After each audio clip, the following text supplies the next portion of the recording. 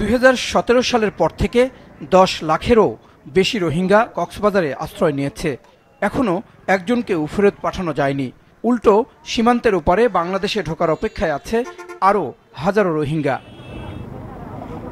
এমন অবস্থায় এসব ইস্যুতে আলোচনার জন্য কক্সবাজারে শুরু হয়েছে অংশীজন সংলাপ, যেখানে সকালে বক্তব্য রাখেন প্রধান উপদেষ্টা। We hope we can work out a solution to the Rohingya problem to let them go back to their own home. Doctor Yunus বলেন 2017 সালে এবং তারও আগে সম্পদ এবং সামর্থ্যের সীমাবদ্ধতা সত্ত্বেও রোহিঙ্গাদের জীবন বাঁচাতে মানবিক কারণে বাংলাদেশ তাদের সীমান্ত খুলে দিয়েছিল। রোহিঙ্গাদের জাতিগত নির্মূলের ভয়াবহ পরিকল্পনা বাস্তবায়ন থেকে সশস্ত্র ঘাতকদের থামানো নৈতিক দায়িত্ব। They came to Bangladesh to save their lives.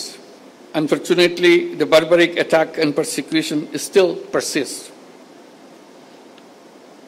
Hence, we see fresh arrivals at our doorsteps every day. On this fateful day, it is our moral responsibility to take the right side of history and stop the armed actors from carrying out their horrible design of ethnic cleansing. প্রধান উপদেষ্টা জানান, রোহিঙ্গা সংকটের মূল উৎপত্তি মিয়ানমারে, তাই সমাধানও হতে হবে সেখানেই।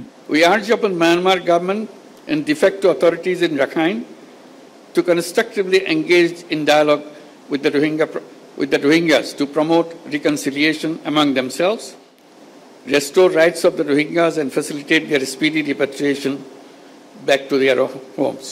তিনি রোহিঙ্গাদের মর্যাদাপূর্ণ প্রত্যাবর্তনের পক্ষে 7 দফা প্রস্তাব উপস্থাপন করেন। সেখানে নির্বাচন প্রসঙ্গেও কথা বলেন ডক্টর ইউনুস। বলেন, দেশ এখন স্থিতিশীল, জাতীয় নির্বাচনের জন্য প্রস্তুত। We have announced the time for election.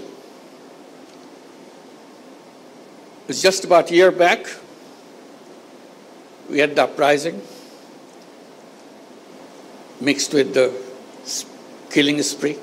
And the country has come to this stable enough and ready to have the election. So we announced the election in the first half of February 2026.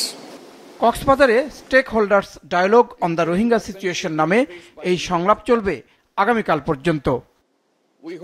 Zahid Selim, মাছরাঙা সংবাদ, ঢাকা।